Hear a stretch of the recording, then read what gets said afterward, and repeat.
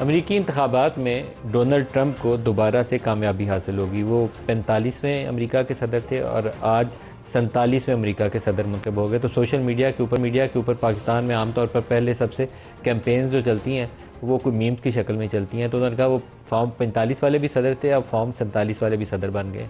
लेकिन ये फॉर्म 45 और 47 वाले सदर का पाकिस्तानी सियासत के ऊपर और पाकिस्तानी इस्टेब्लिशमेंट के साथ ताल्लुकात के हवाले से क्या असर होगा, इसके ऊपर शायद पाकिस्तान की बड़ी सियासी जमातों की लहदा तवक्कुआत है। रवायती तौर पर जो ये सियासी जमात है डोनाल्ड ट्रंप साहब की, रिपब्लिकन्स, ये हमारी इस्टेब्लिशमेंट के बहुत करीब होते हैं। लेकिन ख़ुद डोनाल्ड ट्रंप जो है उनका तर्ज़ सियासत थोड़ा सा मुख्तलिफ है। रिपब्लिकन्स वॉर की तरफ ज़्यादा जाते हैं, लेकिन ये काफ़ी एंटी वॉर है। ये पूरी उन्होंने जो कैंपेन थी ये जंग मुखालिफ बयानिए के ऊपर ही लड़ी।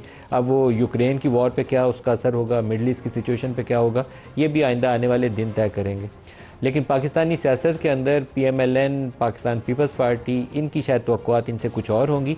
लेकिन इमरान खान की जमात की तवक्कुआत पब्लिकली अनाउंस्ड हैं और वो चाहते हैं कि इमरान खान का इनके साथ एक रिलेशन था माजी में, और उसी की बिना के ऊपर इनकी जेल से रिहाई के अंदर ट्रंप इंतज़ामिया जो है वो इस्टेब्लिशमेंट के ऊपर दबाव डालेगी और इनकी जेल से रिहाई मुमकिन हो जाएगी। ये अभी ख्याल रही है, पता नहीं, क्योंकि अमेरिका के जो ताल्लुकात होते हैं वो अपने मफादात, फॉरेन पॉलिसी ऑब्जेक्टिव जो हैं उनके, फॉरेन पॉलिसी गोल्स हैं उनके, उसको अचीव करने की खातिर वो मुख्तलिफ़ रियासतों से रखते हैं। वहाँ दोस्तियाँ यारियाँ कम निभाई जाती हैं। तो उसको सामने रखते हुए वो कैसे पाकिस्तान के साथ ताल्लुकात को लेकर आगे चलेंगे, ये आइंदा आने वाले दिन तय करेंगे। आज के प्रोग्राम में जो हमारे साथ शुरका हैं उनसे इसी इशू के ऊपर सवाल जवाब स्टूडियोज़ में हमारे साथ हैं खुर्रम दस्तगीर खान, PMLN के सीनियर रहनुमा, हमायूं मोहम्मद साहब पाकिस्तान तहरीक इंसाफ से, और हाफिज़ हमदुल्ला साहब JUI से। तीनों को खुशामदीद कहूँगा। एजाज़ चौधरी साहब पाकिस्तान के साबिक़ सेक्रेटरी ख़ारजा हमारे साथ हैं। एजाज़ साहब आपको खुशामदीद कहूँगा। पहले आप ही इसके ऊपर इरशाद फरमा दीजिए, ट्रंप का जीतना क्या अमेरिका के पाकिस्तान के साथ जो ताल्लुकात हैं उसके अंदर कोई नई सिमत का तयन होगा, या जो एक उनकी अफ़गानिस्तान से विड्रॉल के बाद जो हमारे ताल्लुकात की नोयत है उसी की कंटिन्यूएशन होगी? बिल्कुल, आपका जो इब्तदाइया है और जो भी आपने फरमाया बिल्कुल दुरुस्त है। ऐसा ही होगा। वहाँ अपने मुफादात देखे जाते हैं, दोस्तियाँ यारियाँ नहीं देखी जाती। दो तरह का उनका मफाद है। एक तो ये है कि खारजी महाज पर तो बिल्कुल आपने सही कहा, अफगानिस्तान के बाद से उनकी दिलचस्पी पाकिस्तान में कम हो गई, रिपब्लिकन हो या डेमोक्रेट्स हो। दूसरा ये है कि चीन के हवाले से दोनों में कंसेंसस था कि वो एक स्ट्रेटेजिक पार्टनर है और पाकिस्तान को वो चीन का के साथ जुड़ा हुआ देखते हैं और हिंदुस्तान उनका प्रेफर्ड पार्टनर है। ये हकीकत तब्दील होने वाली नहीं है। तो खारजा पॉलिसी के लिहाज से पाकिस्तान की अहमियत मुझे कोई नजर नहीं आ रही। तो मुझे नहीं समझ आ रही कि अगर किसी मुल्क की रेलेवेंस ना हो तो उसके मुल्क के अंदर वो क्यों इंटरफेयर करेंगे, पहली बात।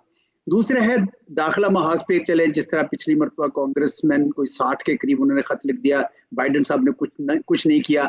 क्या इस दफा भी डोनाल्ड ट्रंप भी वही करेंगे जो बाइडेन ने किया? मुझे लगता है यही करेंगे। वो हर जो सदर आता है वो अपने मफादात देखता है। और मैं ये भी समझता हूँ कि ये जो पहले एक गुमान था कि रिपब्लिकन्स पाकिस्तान के साथ बड़ा फायदा करते हैं, जंगे करते हैं, भाई ये तो जंग नहीं कर रहे हैं। और ऐसा नहीं हुआ कि रिपब्लिकन सदूर ने ही पाकिस्तान पे सैंक्शंस भी लगाई हैं, प्रेसिडेंट अमेंडमेंट जब लगी थी 1990 में। तो ऐसा मेरे ख्याल में हमें किसी खाम ख्याली में नहीं रहना चाहिए। अमेरिका अपनी हकीकत पसंदाना फॉरेन पॉलिसी चलाता है, उसमें पाकिस्तान इस वक्त जो है मेरे ख्याल में उनके लिए इतना रेलेवेंट नहीं है। तो इसी तरह चलेगा, ना कोई कता ताल्लुक है लेकिन ना ही कोई गर्मजोशी। यूक्रेन और मिडल ईस्ट में क्या देखते हैं, ट्रंप के आने से क्या फ़र्क पड़ सकता है? क्योंकि वो पुतिन के साथ अपने ताल्लुकात को अपनी कैंपेन के अंदर भी बड़ी अहमियत देते थे। पूरी दुनिया के लिए शायद एक नया रुख मुतय्यन कर सकते हैं अगर वहाँ पर असरअंदाज हों और जंग बंदी की तरफ ले जाएं। लेकिन क्या अमेरिका की जो इस्टेब्लिशमेंट है, जिसको शायद ये चीज़ नागवार गुजरे, वो खामोश होकर पीछे बैठ के देखेगी या सदर के राह में रुकावट बनने की कोशिश करेगी? देखिए, यहाँ पे बहुत सारे क्यास आराई की जा रही थी कि वहाँ की एस्टेब्लिशमेंट के खिलाफ बोलते हैं डोनाल्ड ट्रंप, वो उसको ताकत में नहीं आने देंगे। वो इतनी वाजे बर्तरी के साथ ताकत में आए। देखिए, ये नहीं होता वहाँ पे इस तरह के एस्टेब्लिशमेंट जो है वो उनके इलेक्शंस के अंदर मैनिपुलेट करे। Doesn't happen that way. और वो आपने देखा कि वो इलेक्ट हो गए। और डोनाल्ड ट्रंप साहब की एक पॉलिसी रही है कि वो दूर बांध की जंगें नहीं करना चाहते। ये बार बार वो कह चुके हैं, पहले भी कहा था उन्होंने, और अब भी वो यही कह रहे हैं। तो इसलिए यकीनन मेरे ख्याल में वो अपनी जो इमदाद है यूक्रेन की वो कम करेंगे, उनको फोर्स कर देंगे कि आप नेगोशिएटेड सेटलमेंट करें और उस तरफ जाएगा।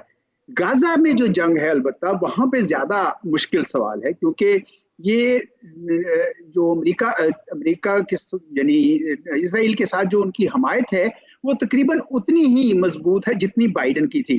तो इसलिए उसको मजबूर करना मेरे ख्याल में उनके लिए, बावजूद इसके कि वो उनकी मुकम्मल तौर पर हमायत करते हैं, थोड़ा मुश्किल होगा।